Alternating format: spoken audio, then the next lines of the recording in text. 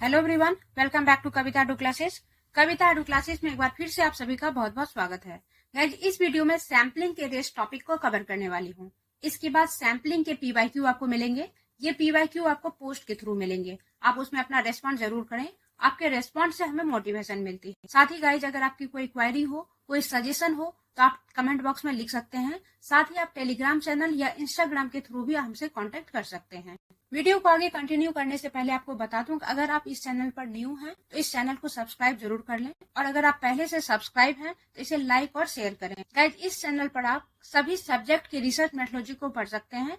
साथ ही education subject के किसी भी कॉम्पिटिटिव एग्जाम या किसी भी कोर्स की प्रिपरेशन कर रहे हैं तो आप इस चैनल से जुड़ सकते हैं। Then start.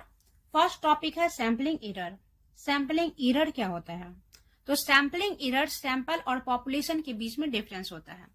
Sampling error refer to the difference between the sample and the population that exist only because of the observation that happen to be selected for the sample. इसके दो रीजन है। Sampling error होने के दो reason है। First है sampling technique. Sampling technique की वजह से कैसे होता है? अगर रिसर्चर को ये नॉलेज नहीं है कि उसके रिसर्च के लिए सैम्पलिंग करने की कौन सी टेक्निक यूज की जाए तो वहां पर सैम्पलिंग एरर आ सकती है।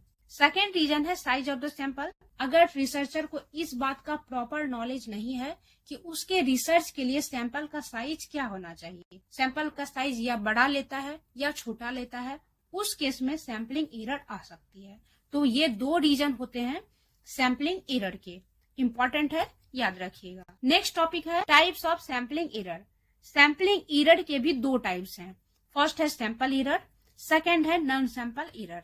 सैंपल एरर जैसे कि नाम से ही पता चल रहा है, ये एरर सैंपल की वजह से होता है। Error caused by the act of taking a sample. Sample लेने की वजह से जो एरर आते हैं उसको सैंपल एरर कहते हैं।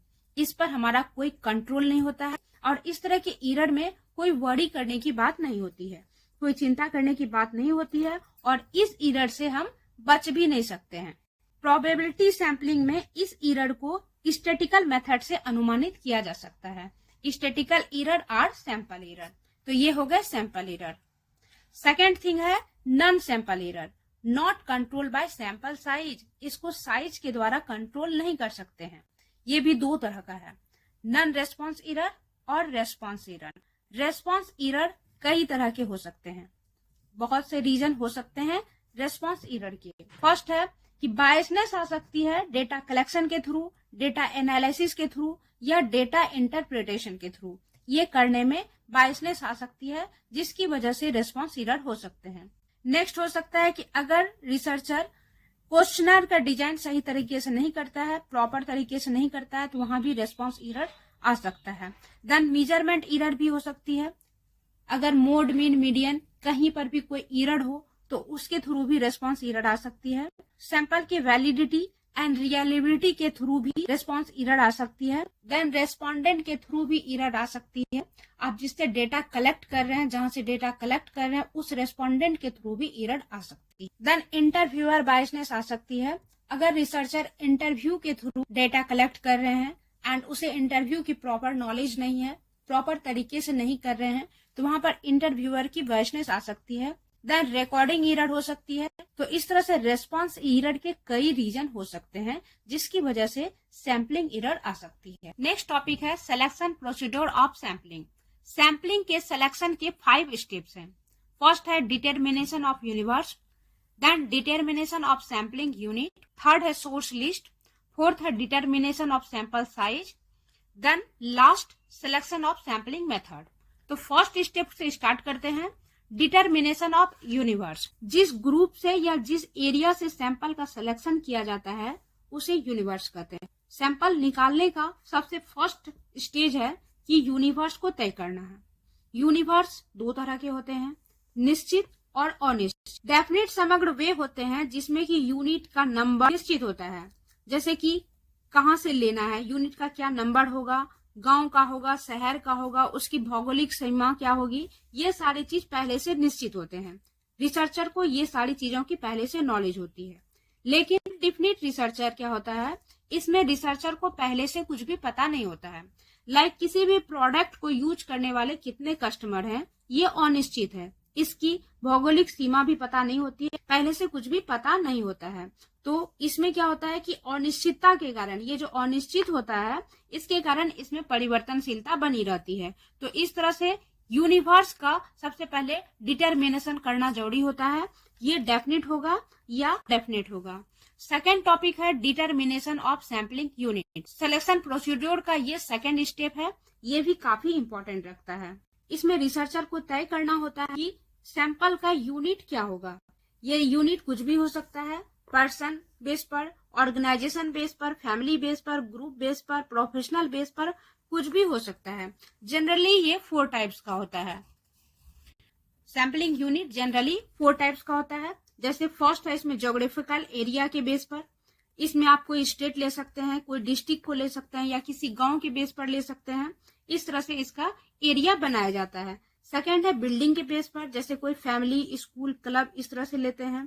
थर्ड है कि व्यक्तिगत पर्सनल बेस पर, जैसे कि पर्सन टू पर्सन ले लिए, फीमेल मेंबर ले लिए, मेल मेंबर ले लिए, या लेबर क्लास को ले रहे हैं, या ऑल टीचर को ले रहे हैं, या ऑल फार्मर को ले रहे हैं, ऑल स्टूडेंट को ले रहे हैं, किसी कॉलेज के स्टूडेंट को ले लिए। तो इस तरह से इसका यूनिट डिसाइड किया जाता है। एंड इस सैम्पलिंग यूनिट का क्लियर होना बहुत इंपॉर्टेंट रखता है रिसर्च में। ये यूनिट डेफिनेट होना चाहिए, रिसर्च के अकॉर्डिंग होना चाहिए, रिसर्चर को इजीली अवेलेबल होना चाहिए, और ये बिल्कुल कंफ्यूजन फ्री होना चाहिए। तो ये भी काफी इंपॉर्टेंट रखता है। थर्ड है सोर्स लिस्ट। जो सैम्पलिंग ले रहे हैं उसका सोर्स क्या है, सैंपल जो सेलेक्ट कर रहे हैं वो हम कहाँ से लेंगे, ये थर्ड आता है। तो सोर्स लिस्ट क्या होता है कि वह लिस्ट जिसमें कि यूनिवर्स की समस्त यूनिट के नाम होते हैं, वो होता है सोर्स लिस्ट।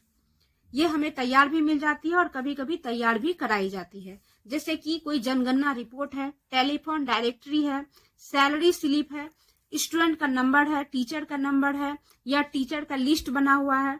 इस तरह से जो डिफरेंट ऑफिस से मिल जाते हैं, अलग अलग जगह से जो सोर्स होते हैं, ये सोर्स अवेलेबल होना चाहिए जहां से हम सैंपल को सेलेक्ट कर पाए। इस सोर्स लिस्ट के लिए भी ये इम्पोर्टेंट है कि ये कंप्लीट हो, बिल्कुल न्यू हो, पुराना नहीं हो, जो उसमें चेंजेस आ गए हैं और आप उसको अभी ले रहे हैं तो वो भी आपके लिए सही नहीं होगा। देन वो वैलिड हो, आप जिस रिसर्च करने के लिए जा रहे हैं वो उससे ही का हो। देन वो रिलायबल हो, आप उस पर विश्वास कर सकते हो, आपके सब्जेक्ट के अनुरूप हो, और वो आपको इजीली मिल जाए। तो ये सोर्स लिस्ट काफी इंपॉर्टेंट है। फोर्थ स्टेप है सैंपल साइज। सैंपल साइज जिसकी वजह से सैंपलिंग एरर आती है, ये भी रिसर्च में काफी इंपॉर्टेंट रखता है। ये इसका फोर्थ स्टेप है। रिसर्च का साइज ना बहुत छोटा होना चाहिए ना बहुत बड़ा होना चाहिए, बल्कि ये यूनिवर्स के नंबर और उसके नेचर के अकॉर्डिंग होना चाहिए। सैंपल के साइज का, उसके प्योरिटी का, इट मीन्स उसके रिप्रेजेंटेटिव होने का टाइम क्या लगता है, कॉस्ट क्या लगता है, ऑर्गेनाइजेशन से इसका सीधा संबंध होता है। तो सैंपल साइज कई बातों पर डिपेंड करता है। फर्स्ट है कि ये यूनिवर्स पर डिपेंड करता है। इट मीन्स यूनिवर्स होमोजेनिटी है या हेट्रोजेनिटी है, इस पर डिपेंड करता है। सेकेंड है ये रिसर्च के नेचर पर डिपेंड करता है। रिसर्च का नेचर क्या है, क्वालिटेटिव है या क्वांटिटेटिव है। देन ये रिसर्च के मेथड पर डिपेंड करता है। रिसर्च एक्सपेरिमेंटल है, डिस्क्रिप्टिव है, एक्सप्लोरेटरी है, किस तरह का रिसर्च है। देन रिसर्च में कितना टाइम देना है, कितना कॉस्ट देना है, रिप्रेजेंटेटिव होना चाहिए, कितना रिलायबल है, कितना स्टैंडर्ड है, ये सारी चीजों पर डिपेंड करता है सैंपल का साइज। तो सैंपल का साइज को डिटरमाइन करते वक्त इन सारी चीजों को देखना चाहिए। फिफ्थ एंड लास्ट है सिलेक्शन ऑफ सैम्पलिंग मेथड। ये भी काफी इंपॉर्टेंट है, इसकी वजह से भी सैम्पलिंग एरर आती है। देन कौन से सैम्पलिंग टेक्निक को सेलेक्ट करना है, ये भी कई चीजों पर डिपेंड करता है, जिसमें फर्स्ट है problem of the study. Study का क्या प्रॉब्लम है, इस पर डिपेंड करता है।